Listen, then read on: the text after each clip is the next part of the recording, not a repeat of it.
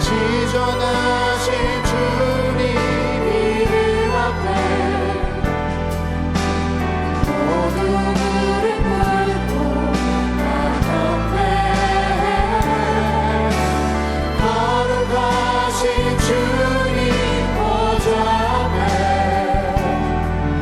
엎드려 절하세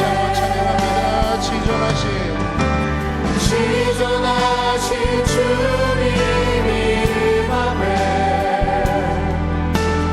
모두 무릎 꿇고 다 경배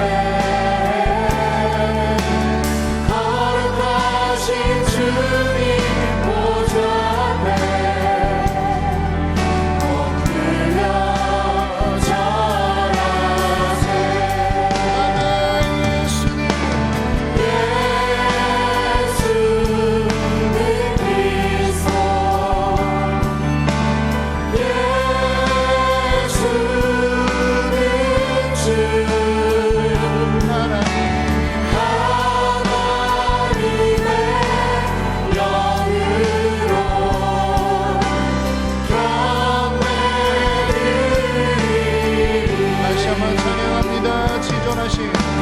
지존하신 주님 이름 앞에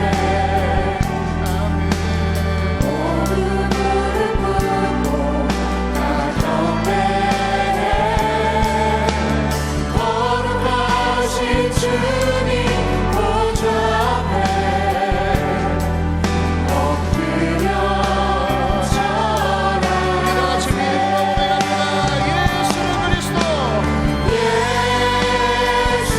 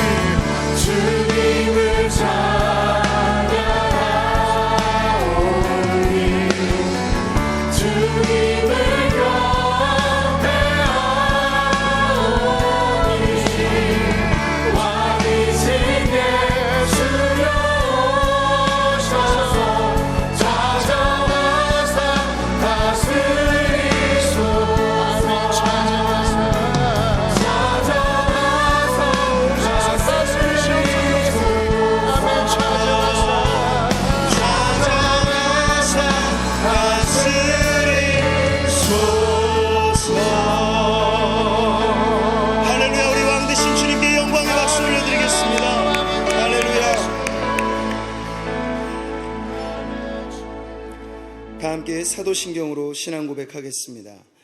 전능하사 천지를 만드신 하나님 아버지를 내가 믿사오며 그 외아들 우리 주 예수 그리스도를 믿사오니 이는 성령으로 잉태하사 동정녀 마리아에게 나시고 본디오 빌라도에게 고난을 받으사 십자가에 못 박혀 죽으시고 장사한 지 사흘 만에 죽은 자 가운데서 다시 살아나시며 하늘에 오르사 전능하신 하나님 우편에 앉아 계시다가 저리로서 산자와 죽은 자를 심판하러 오시리라.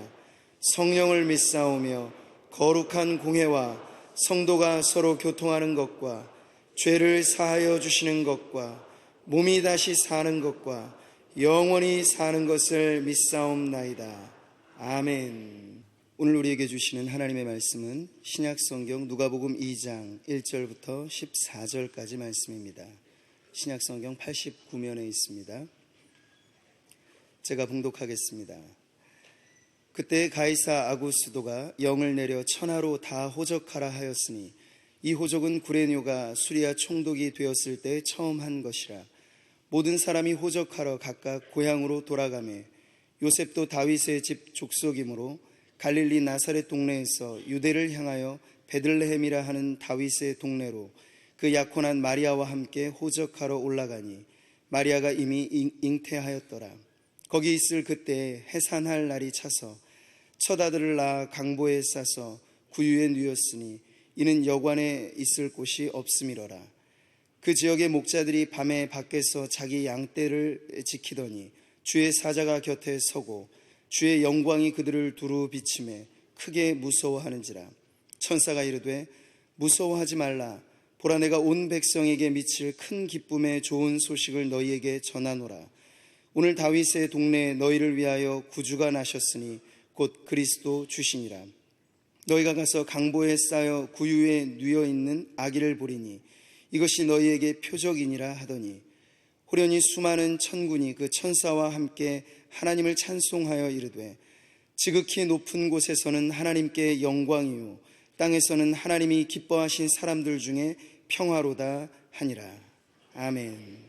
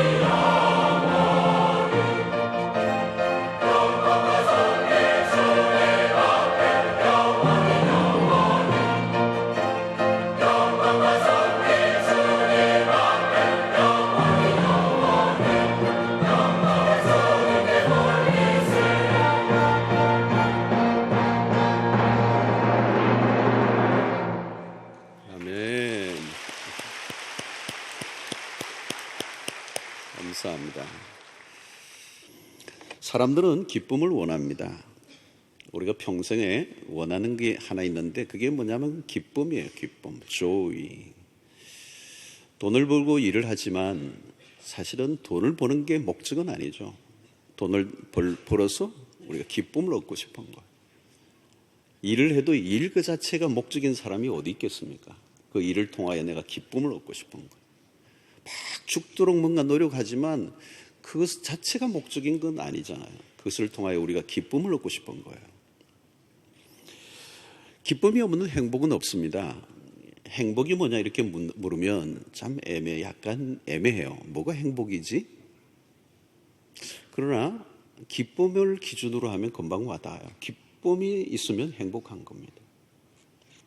그러나 천한 모든 걸 다 가지고 있어도 기쁨이 없으면 사실 행복한 게 아니죠. 행복한 삶이 아니에요. 여러분, 세상은 기쁨이 바싹 말라 있어요. 사실 들여다보면 뭐 웃기도 하고 즐거워하는데 사실 그 근원적으로는 이 기쁨이 말라 있는, 기쁨의 강이 말라 있는 것입니다. 신기한 것은 기쁨은 구할수록 사라진다는 것입니다. 기쁨은 구한다고 오는 게 아닙니다. 사람들은 기쁨 대신에 다른 것을, 모조품들을 가지고 이제 기쁨을 얻으려고 애를 쓰죠. 조금이라도 기쁨을 주는 곳이 있으면 사람들이 막 몰려듭니다. 그리고 무엇을 해서라도 기쁨을 얻고자 하죠. 근데 그 기쁨은, 그런 이 세상의 그 대체물들은 그 유효기간이 길지가 않아요. 기쁨을 얻었지만 금방 기쁨이 사라져버립니다. 기쁨을 얻기 위해서 휴가를 가요. 너무 신나게 좋았습니다. 아주 즐겁고 기쁨이 있었어요. 근데 한 2달 후에 청구서들이 막 날라와요. 왜? 휴가 가서 카드를 막 긁었거든요. 기쁨이 막 사라져버려요. 금방. 2달 만에 기쁨이 확 사라지고 내가 또 이 한 해를 어떻게 견뎌야 되나. 이 세상에서 찾는 기쁨은 다 일종의 마약과 같아요. 마약과 같아요. 잠시 기쁘고 고통은 긴 것. 제가 시드니에서 살 때 보면 이 마약 문화예요. 마약이 많이 있어 유통이 되는데, 뭐 한인들 가운데도 우리 교인들 가운데도 있어서 상담도 하고 그러는데, 힘드니까 이 마약을 한 대 맞으면 해롱해롱 좋은 거죠. 근데 하루에 한 2대 정도는 맞아야 된단 말이죠. 그 2대를 맞아도 하루를 완전히 버텨내는 거 아니에요. 이게 짧다는 거죠. 굉장히 이게 기쁨은 짧은 것입니다. 왜 인간은 그토록 기쁨을 찾고 즐거움을 얻고자 하는가? 하나님이 그렇게 만들어 놓으셨어요. 기쁨을 찾도록. C.S. 루이스의 얘기는 그렇죠. 사람들이 너무 쉽게 만족한다는 거죠. 더 깊은 진짜의 기쁨이 있는데 그를 못 찾으니까 너무 순간적인 가벼운 그런 만족을 얻기 위해서 애를 쓰는 거죠. 여러분도 아무리 힘이 드는 일이라도 기쁨이 주어지면 할만해요. 할만해요. 아무리 힘들어도 기쁨이 있으면 해내요. 그런데 돈을 쌓아줘도 기쁨이 없으면 때려치우고 싶은 거죠. 오래 하고 싶지 않아요. 사람이 모인 곳은 기쁨이 있는 곳입니다. 그런데 교회도 되는 교회를 보면 기쁨이 있어요. 기쁨이 있어요. 오늘 여기도 보면 제가 별말을 안 했는데도 사실 막 웃는 분위기는 우리끼리니까 그런 말이지만 좋은 교회예요. 어떤 교회 가면 기쁨이 하나도 없어요. 기쁨이 없어요. 제가 부흥회나 이런 데가 좀 웃겨서 좀 분위기를 편안하게 하려고 하는데 아무도 안 웃는 거예요. 물론 제가 설렁한 개그를 해서 그런지 모르지만, 여러분 아무리 좋은 일을 해도 기쁨이 없으면 곧 피로정세가 오는 거잖아요. 그만두고 싶은 거죠. 우리가 신앙생활도 잘 해보겠다고 작정하지만 우리가 작정하고 의지력을 동원해서 하려고 하는 것은 작심삼일입니다. 그래 결심했어. 그 얼마 못 가는 거예요. 아이들도 마찬가지예요. 뭐 방학 때 막 자기가 결정을 하고 스케줄을 타임테이블을 정하지만 오래 못 가는 거거든요. 그러나 즐겁고 기쁜 일이 있으면 타임테이블 필요 없어요. 코피가 나도록 하는 거예요. 즐거우니까, 기쁘니까. 신앙생활도 기쁨이 사라지면 율법적인 신앙으로 변질됩니다. 신약의 교회는 기쁨의 공동체예요. 자, 오늘 천사가 알려준 소식이 이렇습니다. 10절에 천사가 이르되 무수하지 말라. 보라, 내가 온 백성에게 미칠 큰 기쁨의 좋은 소식을 너에게 전하노라. 자, 우리가 받은 복음이라는 말이 뭐예요? 기쁨의 소식이라는 거예요. 그냥 기쁨이 아니라 큰 기쁨의 소식. 자, 그러면 왜 오늘 천사가 이 기쁨의 소식을 전해준 이 예수의 탄생의 시점을 우리가 좀 알아야 됩니다. 오늘 1절에 보면 그때에 가이사 아구스도가 영을 내려 천하로 다 호적하라 하였으니 2절 이 호적은 구레뇨가 수리아 총독이 되었을 때 처음 한 것이라 그랬습니다. 오늘 여기에는 예수님의 탄생을 둘러싼 그 시점이 어떤 때인가를 말하고 있습니다. 역사적인 인물들과 시점이 지금 알려지고 있고요. 이것을 통해 예수의 탄생의 사건의 사실성을 입증하고 있습니다. 가이사 아구스도는 누구인가? 역사적인 인물입니다. 율리우스 가이사의 큰 조카라 하기도 하고 입양된 아들이라는 자료가 있습니다. 이 아구스투스라는 우리 영어 발음을 하는데 이 이름으로 처음 불려진 인물이에요. 아구스도라고 하는 이름의 뜻은 거룩한, 경건한, 이 표현은 신적인 존재로 불려졌다는 거예요. 메시아라는 거예요. 정치적인 메시아. 자, 여러분 역사적인 이 시점을 알려주는 이유는 무엇일까요? 예수 그리스도가 오시기에 가장 적합한 정확한 때에 이르렀다는 걸 얘기하는 것입니다. 정치적으로는 로마의 속국으로 유대가 식민지 생활을 하고 있었고 경제적으로는 도탄에 빠져 있었습니다. 역사가 폴 존슨에 의하면 예수가 탄생한 세계는 가혹하고 잔인하고 폭력적이고 불안정한 세계였다. 당시 로마는 지중해 연안을 전체를 장악했습니다. 지중해로부터 내륙으로 밀고 들어가 이탈리아와 스페인 전역 그리고 그리스와 이집트와 터키를 점령했다는 거예요. 그 결과로 5천만에서 6천만 명의 사람들이 로마법의 지배하에 있게 되었습니다. 물론 로마의 지배는 무력에 의한 것이었습니다. 그 사이에 독재자의 폭정과 타락한 귀족 정치로 인한 경제적인 압제가 극에 달해 있었습니다. 그리고 팔레스타인, 유대를 포함한 팔레스타인 지역은 헤롯 왕이 로마와의 정략적인 관계를 유지하면서 부도덕한 삶을 살고 있었던 아주 불안정한 권력을 유지하고 있었던 때였습니다. 겉으로는 로마가 표방하는 것은 평화였습니다. 그러나 미친 권력자의 끝이 보이는 위태로운 순간이었습니다. 누가는 로마의 거대한 권력의 중심부에 서 있는 황제와 하나님의 왕권을 첨예하게 대립시키고 있습니다. 겉으로 보이는 로마의 왕권에 비해 하나님의 아들은 지금 어린 아기의 모습으로 말 구유의 강보에 쌓여 있습니다. 세상의 역사로 보면 아구스도는 대단한 인물처럼 보이지만 실제로는 그는 무대의 배경에 불과합니다. 성경은 로마의 황제가 가진 권세나 화려한 왕권에 전혀 초점을 두려고 하는 의도가 없습니다. 그런 것들은 단지 예수 그리스도의 탄생을 알리기 위한 보조 자료에 불과한 것입니다. 하나님은 그냥 아무렇게나 아들을 세상에 내보내신 것이 아니다라고 하는 것을 지금 성경은 암시를 하고 있는 것입니다. 모든 것을 계획하시고 통치하시는 그 하나님이 최적의 시간에 최적의 장소에 아들이 탄생되게 하신 것입니다. 오늘 사절을 보면 요셉도 다윗의 집 족속이므로 갈릴리 나사렛 동네에서 유대를 향하여 베들레헴이라 하는 다윗의 동네로 내려가고 있어요. 여러분, 이게 지명이 그냥 나오는 게 아닙니다. 참 오묘한 하나님의 섭리에 의해서 하나하나 당신의 계획을 따라 움직여가고 있음을 얘기하는 겁니다. 오늘 베들레헴에 그냥 내려간 게 아니에요. 아구스토의 명예에 의해서 모든 게 움직이는 것 같지만 그게 아니에요. 650년 전, 예수의 탄생 650년 전에 미가라고 하는 선지자를 통하여 예언된 그 약속에 따라 베들레헴에 가고 있는 거예요. 역사의 통치는 인간에 의해서 움직이는 게 아니라 하나님에 의해서 움직이고 있다는 것을. 그리고 이 베들레헴이라고 하는 것은 우리가 그 이름의 뜻은 떡집이라는 뜻이에요. 떡집.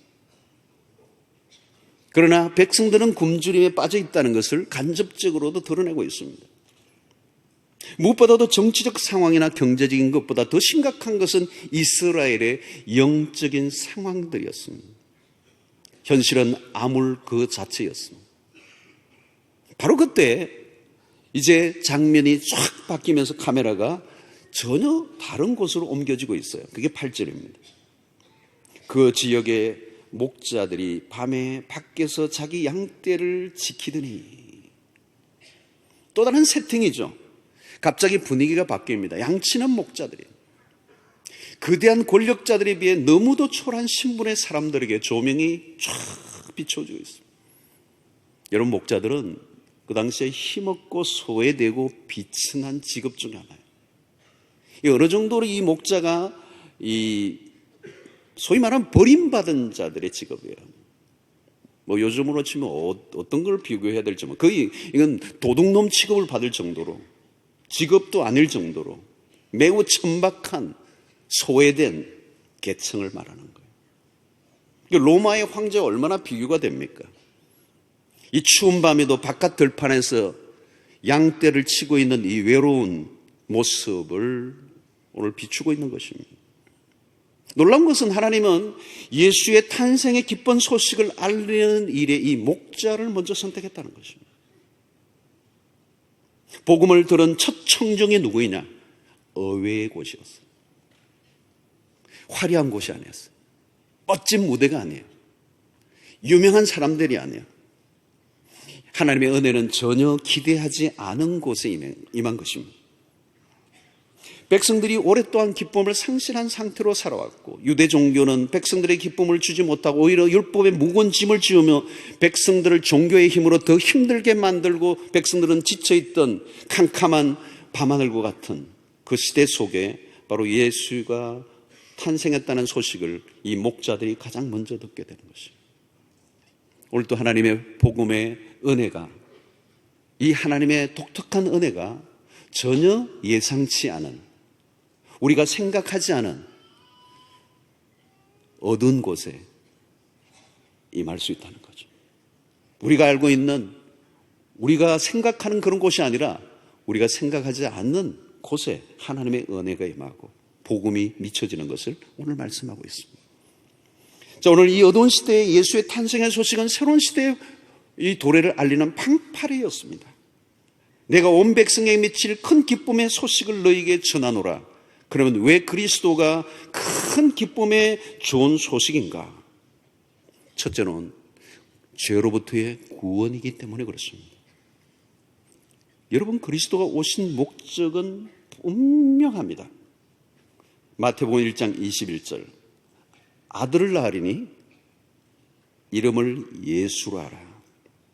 이는 그가 자기 백성을 그들의 죄에서 구원할 자이심이라 하니라. 여러분, 그리스도가 오신 목적은, 이 성탄절에 우리가 분명히 기억해야 되는 것은 그리스도가 오신 목적이에요. 이 성탄절만큼 우리가 시선을 분산하게 하는 그 절기가 없는데, 그리스도 성탄에 우리가 정확한 개념은 뭐냐? 그리스도가 오신 이유는 우리를 죄로부터 자유하기 위해서는, 이는 그가 자기 백성을 그들의 죄에서 구원할 자이십니다. 성도 여러분, 죄는 기쁨을 빼앗아가는 원인입니다. 시편 51편 다윗은 바세바와의 사건을 통해 일어난 정상 중 하나가 기쁨이 사라져버린 것이죠. 화려한 왕권에 앉아서 모든 것을 쥐고 모든 걸 통치할 수 있는 왕이 기쁨이 사라져버렸어요. 그런 구원의 즐거움을 잃어버렸어요. 죄는 다윗의 영혼을 짓눌러버렸습니다. 다윗은 모든 것을 가졌고 그가 원하는 대로 돌아갔어요. 그런데 기쁨이 멀리 도망가 버리고 말았어요. 그러니까 바세바 사건과 함께 그 바세바를 통하여 낳은 아이가 죽는 그 시점까지 한 1년여 동안에 다윗의 삶은 지옥과 같이 살은 거죠.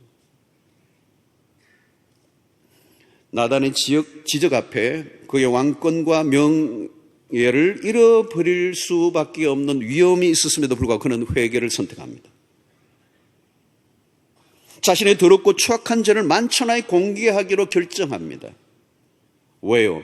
죄를 숨기고 사는 것보다 드러내고 용서를 받는 쪽이 훨씬 더 낫다는 것을 그가 알았기 때문입니다.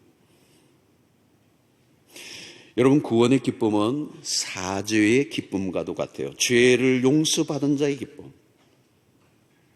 여러분, 죄인에게는 기쁨이 사라져요. 죄의 무게는 엄청난 것입니다.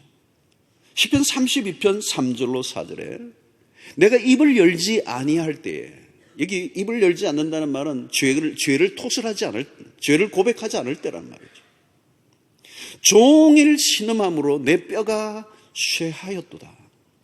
주의 손이 주야로 나를 누르시오니 내 진액이 빠져서 여름 가뭄에 마름같이 되었나이다. 여러분, 이 시인의 표현이 굉장히 리얼해요. 죄를 회개하지 않고 죄를 가지고 살아가는 삶이 어떤가? 끙끙 앓는다는 거예요. 끙끙 주야로 종일 신음한다는 거예요. 내 뼈가 쇠하였도다. 이 뼈가 삭는다는 얘기를 하죠. 뼈가 삭는다는 거예요. 이 뼈라는 것을 히브리 원문상으로 보면 자기의 모든 존재를 얘기하는 겁니다. 깊은 속을 얘기하는, 자기의 모든 힘과 영혼을 나타내는 게 이 뼈를 상징하는 겁니다. 이 죄의 무게가 누르면 존재 전체가 신음을 한다는 거예요. 아픔을 겪는다는 거예요. 여름 가뭄에 아주 바삭 마른 입이 말라 들어가는 것 같은 사실적 묘사죠. 진액이 다 말라버리는 정상적인 삶이 불가능합니다. 주야로 주의 손이 나를 누르오니, 여러분, 스트레스라는 단어가 뭐예요? 누른다는 거 아니에요, 여러분? 히브리서 12장 1절에도 이러므로 우리에게 구름같이 둘러싼 허다한 증인들이 있으니 모든 무거운 것과 얼매기 쉬운 죄를 벗어버리고 인내로서 우리 앞에 당한 경주를 하며, 무거운 것과 얼매기 쉬운 죄를 가지고는 앞으로 갈 수가 없는 거죠. 기쁨을 앗아가는 거예요. 죄의 무게를 인간이 스스로 조금이라도 가볍게 할 수 있는가? 없다는 것입니다. 그래서 대개는 잊으려고 하죠. 잊으려고 하고 부인하죠. 생각하지 않는 게 상책이라고 여깁니다. 그러나 죄는 그렇게 간단하게 지워지거나 해결할 수 있는 성격이 전혀 아니에요. 여러분, 대부분의 고전 문학에서 주 소재가 죄의 문제를 다루고 있다는 것은 놀라운 일입니다. 러시아의 문호들, 때로는 영국의 문호들, 세계적인 문호들의 그 고전들의 작품들을 보면, 소설들을 보면 죄의 문제를 다루고 있는 거예요. 여러분, 인간의 10년의 죄의 문제를 다룬 책들이 역사를 오가며 고전이 되었다는 이유가 뭘까요? 피할 수 없는, 이 죄의 문제는 피할 수 없는 인간의 보편적 문제고, 그 죄의 문제야말로 우리의 존재와 연결되어 가장 근원적인 문제라는 거예요. 인간은 죄의 문제로부터 자유로울 수 없어요. 어떤 사람은 공소시효가 이제 하루 남았어. 하루만 지나면 돼요. 그런데 자수해서 감옥에 들어가는 사람 봤어. 바깥에서 죄인으로 있는 것보다, 죄의식을 가지고 사는 것보다 감옥에서 사는 게 훨씬 더 자유로울 것 같다는 느낌이 든 거죠. 이 죄의 무게입니다. 죄의 무게. 세상은 노골적으로 죄의 문제를 다루고 있지 않죠. 심리학적인 접근을 합니다. 숨기는 거죠. 이것이 세상이 어두운 실제의 이유입니다. 세상은 죄를 말하지 않지만 그들의 삶이 어둡고 무거운 거죠. 죄의 무게 때문에 그렇습니다. 그래서 쾌락을 찾고 중독에 빠지고, 이유가 뭘까요? 죄로부터는 어두운 감정을 피하고 싶고 도망가고 싶은 것입니다. 그래서 중독은 일종의 도피극이죠. 인간은 죄의 의식으로부터 벗어나고자 몸부림을 치지만 해결할 수 없어요. 그래서 만족과 어떤 기쁨의 대체물에 매달리다 더 깊은 수준에 빠지는 것입니다. 술에 취하고 도박에 취하고 이성의 유혹에 빠지고 때로는 고상한 모습으로 봉사로 헌신으로 종교적 열심을 내는 이면의 배경에는 죄책감과 죄로부터는 수치를 가지고 가자는 인류의 끊임없는 몸부림입니다. 모두가 미봉책인 거죠. 인간이 해결할 수 없는 근원적인 문제입니다. 그리스도가 오신 목적은 바로 우리 죄를 위해서라는 겁니다. 여러분, 하나님의 아들이 이 땅에 오셔서 우리의 죄를 대신 담당하고 죽으셔야 하는 이 문제는 인간의 가장 근원적인 문제를 해결하기 위해서 오신 것입니다. 우리의 죄에 대해서 구원할 자로 오셨다는 거예요. 이 죄의 문제를 해결하기 위해서 오셨어요. 여러분, 그러므로 이 죄의 용서로부터 오는 기쁨은 말로 다 할 수 없는 것입니다. 예수로 인해 우리에게 주어진 최고의 선물입니다. 사죄의 기쁨은 위로부터 주어지는 것입니다. 하나님이 주시는 기쁨이에요. 내가 나 되는 기쁨이죠. 죄의 용서를 받을 때 비로소 우리는 새로운 피조물이 되고 창조의 회복을 경험하는 것입니다. 그때 우리에게 주어지는 그 감정은 말로 다 할 수 없는 기쁨이에요. 마치 새가 새의 깃털처럼 가벼워지는, 옛날에는 그냥 솜 잎을 물에 젖은 것 같은 걸 뒤집어 쓰고 있는 것 같은 느낌이 드는데 새 깃털처럼 가벼워지는, 그게 구원의 즐거움이에요. 여러분, 구원의 즐거움은 죄 용서함의 기쁨이라는 것입니다. 이것을 누리면 이 세상의 그 어떤 기쁨과도 비교할 수 없는 것입니다. 마치 여러분, 감옥에 들어가 있던 사람이 특별 사면으로 나온 것과 똑같아요.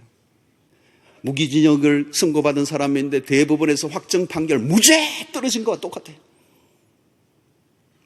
경험을 안 해봐서 잘 모르겠지만 이 기쁨은 말로도 할 수 없는, 32편, 시편 32편 1절에 이렇게 표현합니다.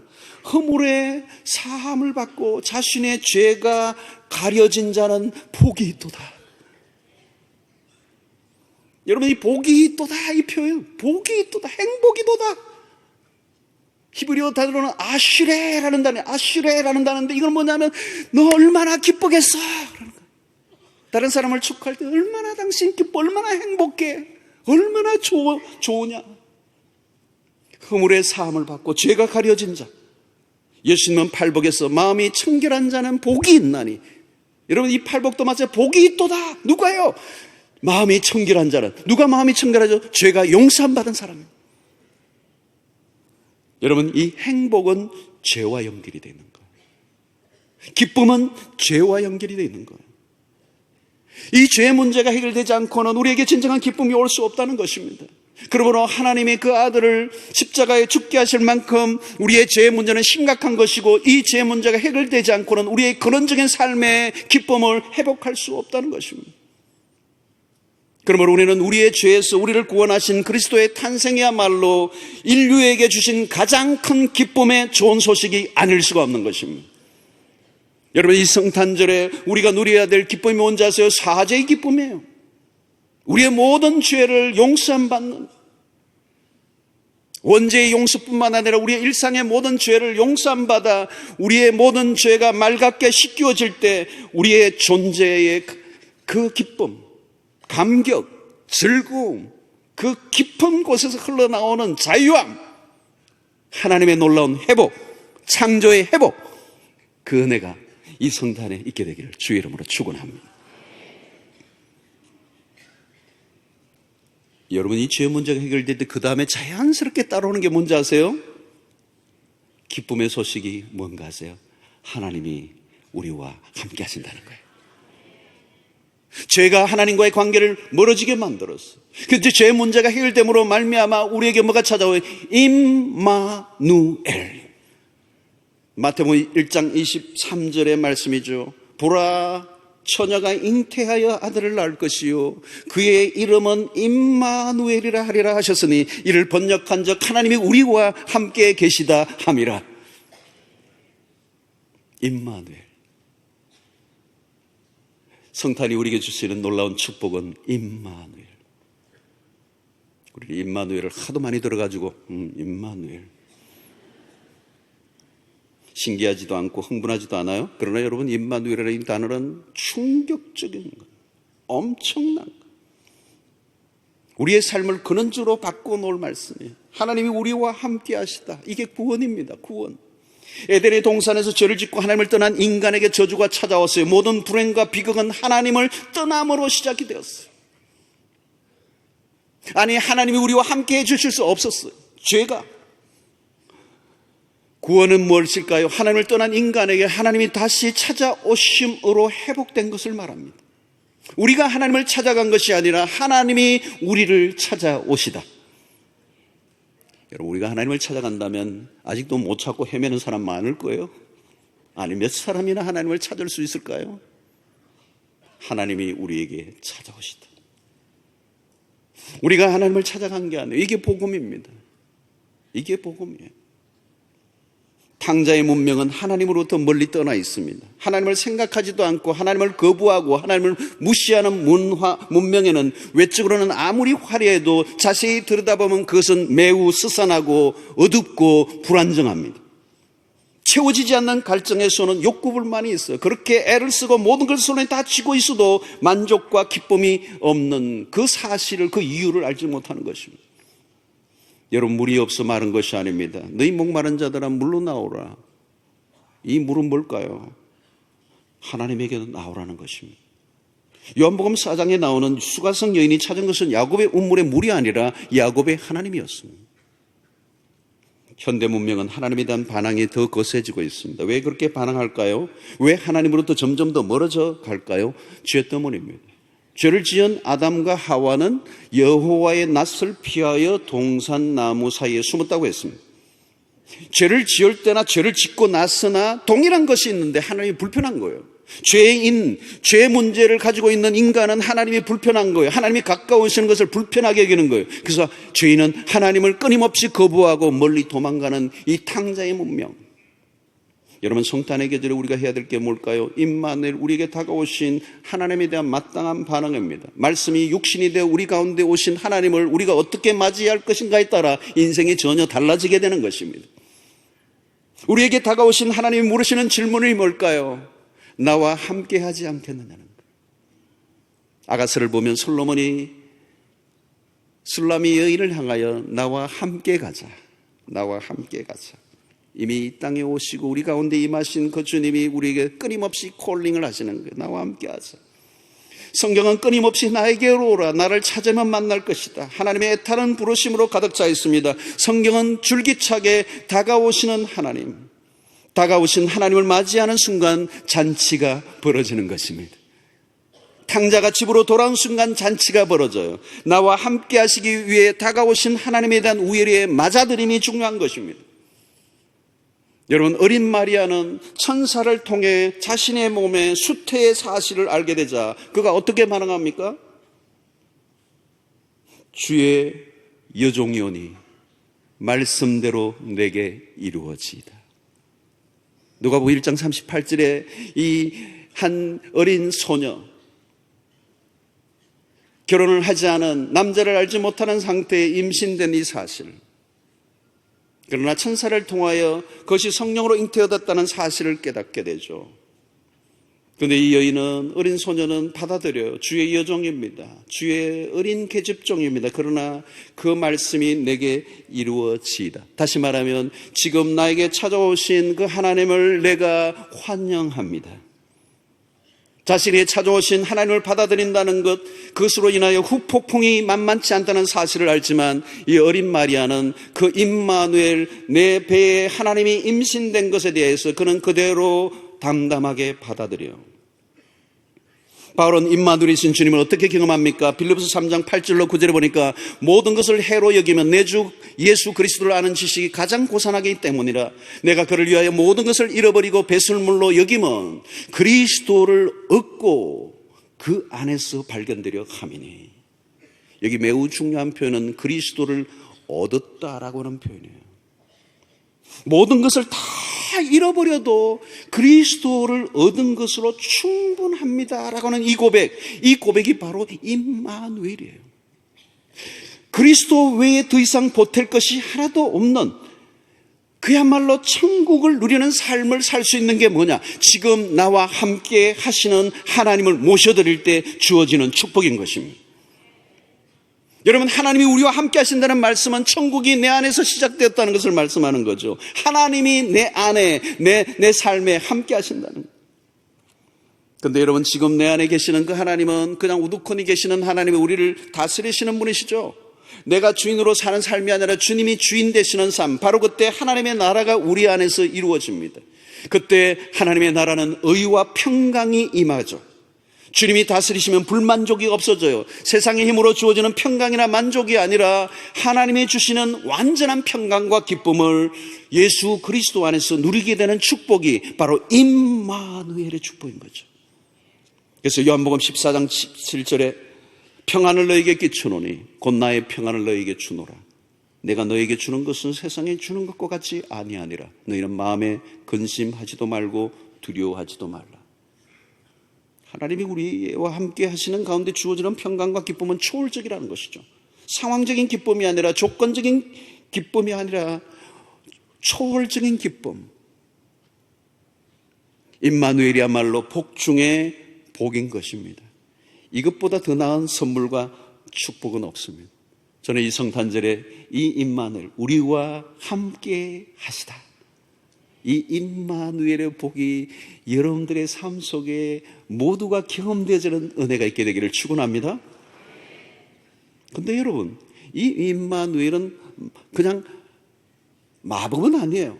예수를 믿는다고 갑자기 우리의 삶이 천국으로 변하는 것은 아니에요. 여전히 복잡하고 어려운 문제 속에 우리는 살아가게 됩니다. 임마누엘의 삶은 서서히 우리 안에서 믿음으로 완성되어져 가는 경험이에요. 갑자기 툭 떨어지는 복이 아니라 믿음 안에서 믿음으로 완성되어져 가는, 우리 안에서 조금씩 경험되어지는 세상입니다. 오늘 이 성탄절이 하고 이 복된 소식을 들었지만 여전히 우리는 자녀의 미래를 걱정하는 엄마들, 취업의 문제로 염려에 쌓인 청년들, 건강에 문제가 생겨 고통하는 가장, 어쩔 수 없이 꼬인 복잡한 인간관계로 밤을 뒤척이는 일상의 삶은 예수를 믿는다고 갑자기 사라져버린 것은 아니에요. 믿음은 마취제가 아니잖아요. 교회를 다니고 기도를 하고 찬송을 불러도 고통은 고통이죠. 문제는 문제로 남아있는 것입니다. 현실의 세계로 들어가면 우리가 꿈꾸던 낭만은 없습니다. 신앙은 막연한 몽상에서 벗어나 현실에 직면하는 것입니다. 주님은 우리에게 현실을 무시하라고 말씀하지 않았습니다. 우리 주님 역시 현실의 무게를 부인하지 않으십니다. 그런 우리에게 임마누엘은 어떤 의미가 있는 것인가? 목마름과 두려움으로 가득 찬 세상에서 하나님이 우리와 함께 하신다는 것은 우리는 그것을 어떻게 받아들여야 하는가? 분명한 것은 믿음 안에서 우리와 함께하고 계시는, 이미 우리 가운데 임하신, 예수를 믿음으로 말미암아 우리 안에 이미 임하신 그 하나님, 우리와 함께 하시는 그 하나님을, 우리를 영원히 떠나지 않고 우리를 고아처럼 버려두지 않으시는 그 하나님을 신뢰하는 믿음이 점점 자라가야 돼요. 주님은 우리에게 염려하지 말라고 가르칩니다. 염려 대신에 내 안에 계신 하나님에게로 시선을 돌리라고 말씀하십니다. 내일 혹은 내년에 우리의 삶에 무슨 일이 닥칠지 몰라요. 예측불허의 세상을 살아갑니다. 별일이 다 일어날 거예요. 모든 것은 흔들립니다. 그러나 신자는 우리 안에 주님이 함께 하신다는 사실을 믿어야 하는 것입니다. 삶이 힘들고 어려우면 불안하고 신경쓰이게 걸려 잠까지 빼앗아가 버립니다. 그러나 임마누엘의 주님을 의지하면 의지할수록 우리는 풍랑 가운데서도 잠을 잘 수 있는 믿음의 담력이 어느 날 서서히 생기기 시작하는 거죠. 다윗은 사망의 음침한 골짜기를 다닐지라도 해를 두려워하지 않을 것은 주께서 나와 함께 하심이라. 사망의 엄침한 골짜기를 다닌다는 거죠. 여호와가 나의 목자시지만 어느 순간에 사망의 엄침한 골짜기로 다니는 순간을 맞는다는 거죠. 사망의 엄침한 골짜기가 다가오지 않는다고 말하지 않아요. 하나님이 우리의 삶 가운데 고통을 제거하지는 않지만 그 고통의 한가운데 있을 때라도 하나님은 나와 함께 하시는, 이제 고통을 전에는 혼자 겪었지만 이제는 나와 함께 하시는 그 주님과 함께 이 고통을 통과하기 때문에 이 고통은 전혀 다른 형태로 우리의 삶 속에 펼쳐지고 우리의 삶의 고난이 우리에게 축복으로 바뀌는 놀라운 은혜를 체험하게 되는 것이죠. 여러분, 어린 자녀들이 누리는 최고의 축복은 아버지가 곁에 있어주는 거죠. 뭐 옆에 밴맨, 뭐 스파이더맨, 뭐 로보캅 다 있어도 아빠가 있어야 돼. 아빠가 있어. 먹을 거, 뭐 레고 뭐 다 쌓아놔도 아빠가 있으면 되잖아. 아빠만 있으면 아빠만. 어린 자녀들을 키울 때 밤에 불을 끌려고 하면 뭐, 아빠 무서워 그러죠. 그때 아빠가 옆에 있잖아. 손을 딱 잡아주면 애가 편안하게 잠을 자죠. 편안히 잠을 자요. 여러분, 하나님이 없이 살던 우리에게 하나님이 찾아오셨다는 거. 우리가 이전에는 조그만 일에도 화들짝 놀라 새 가슴이 되고 별일에도 발을 동동 굴렸어요. 불안과 두려움을 안고 살았습니다. 그러나 믿음의 여정을 시작한 우리에게 변화가 일어났어요. 임마누엘. 이전보다 염려가 현격히 줄어들었어요. 불안이나 두려움이 전혀 없는 것은 아니지만 이전보다 평안이 더 커진 것입니다. 이것이 바로 임마누엘의 복이에요. 임마누엘의 복으로 현실에서 일어나는 현상보다 하나님을 더 신뢰하게 된 것입니다. 이전에는 어려움이 생기면 혼자 고스란히 당하고 떠밀려 다녔습니다. 이전에는 세상이 그렇게 커 보였어요. 문제가 그렇게 커 보였어요. 그러나 이제는 우리 안에 계신 하나님이 그 문제보다 세상보다 더 크신 분이라는 사실을 믿기 때문에